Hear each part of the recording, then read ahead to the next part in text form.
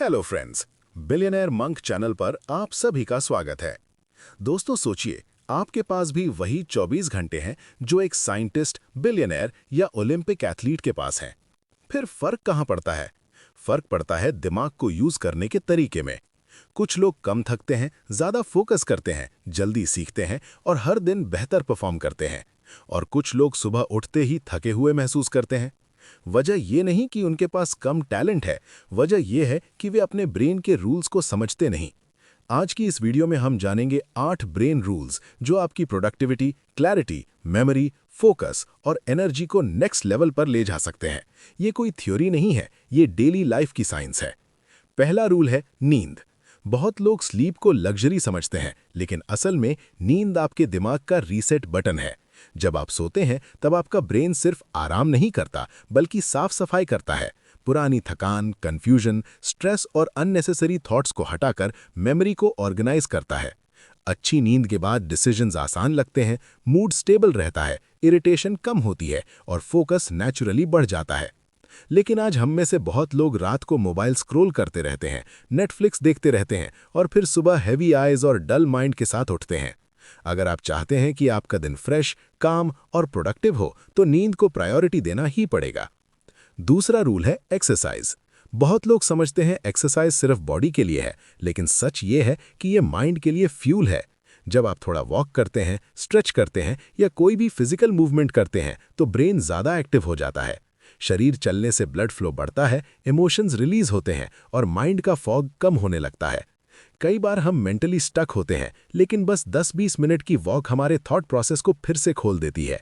इसलिए जब माइंड डल लगे, मोटिवेशन डाउन हो या स्ट्रेस ज्यादा हो, तो सिर्फ बैठे मत रहिए, शरीर को चलाइए, क्योंकि चलती हुई बॉडी दिमाग को भी जगा देती है। तीसरा रूल है एक समय पर एक काम। मल्टीटास्किंग देखने में स्मार्ट लगती है, लेकिन असल में ये ब्रेन की एनर्जी को तोड़ देती है। जब आप एक साथ बहुत सारे काम करते हैं, तो ध्यान बार बार टूटता है और दिन के एंड में आपको लगता है कि आपने बहुत कुछ किया, लेकिन पूरा कुछ नहीं हुआ। असली प्रोडक्टिविटी लाउड नहीं होती, क्वाइट होती है। जब आप एक टास्क पर पूरी तरह प्रेजेंट रहते हैं, तब आपका ब्रेन डेप्थ में जाता है।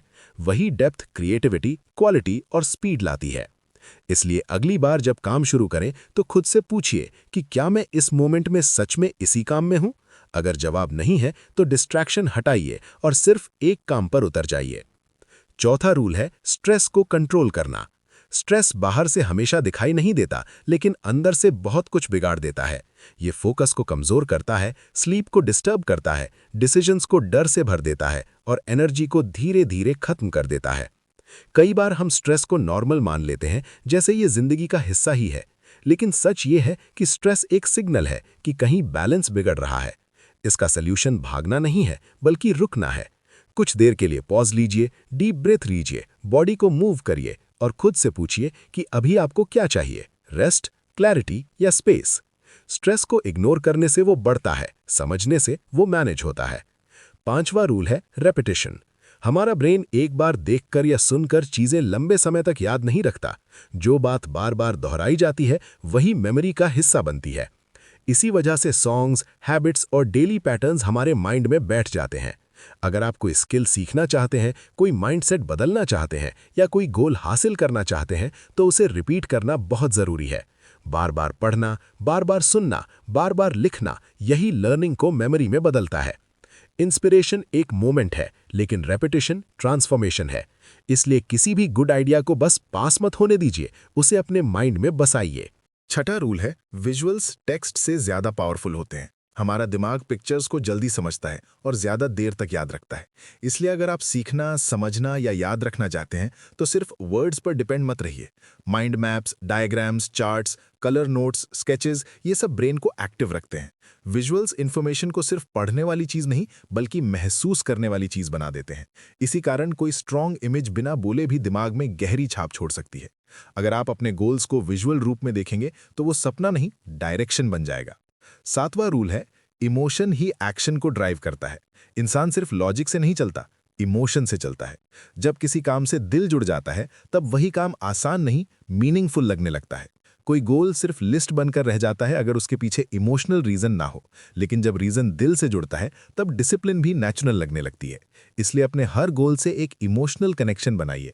खुद से पूछिए, मैं ये क्यों करना चाहता हूँ। जब आंसर दिल से आएगा तब एक्शन भी मजबूत होगा।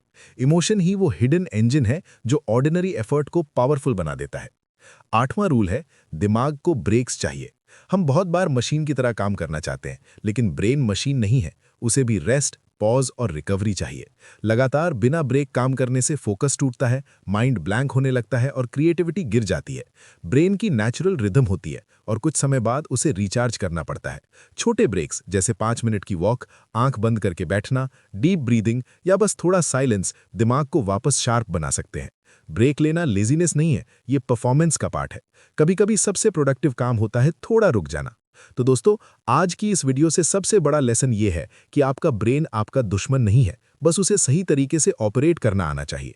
अगर आप स्लीप को रिस्पेक्ट देंगे, बॉडी को मूव करेंगे, एक काम पर फोकस करेंगे, स्ट्रेस को समझेंगे, रेपिटेशन का यूज करेंगे, विजुअल्स को अपनाएंगे, इमोशंस को एक्शन से जोड़ेंगे और ब्रेक्स को गिल्ट के बिना लेंगे, तो आपकी प्रोडक्टिविटी, क्लैरिटी और कॉन्फिडेंस तीनों बदल सकते हैं। ये 8 ब्रेन रूल्स आपको ऑर्डिनरी से एक्स्ट्रॉर्डिनरी बना सकते हैं, लेकिन नॉलेज तभी पावर बनती है जब उस पर एक्शन लिया जाए। इसलिए आज से ही एक रूल चूज कीजिए और उस पर काम शुरू कीजिए। अगर आपको ये वीडियो यूजफुल लगी हो तो कमेंट में बताइए कि इनमें से कौन सा रूल आपकी लाइफ में सबसे ज्यादा इंपैक्ट डालने वाला है।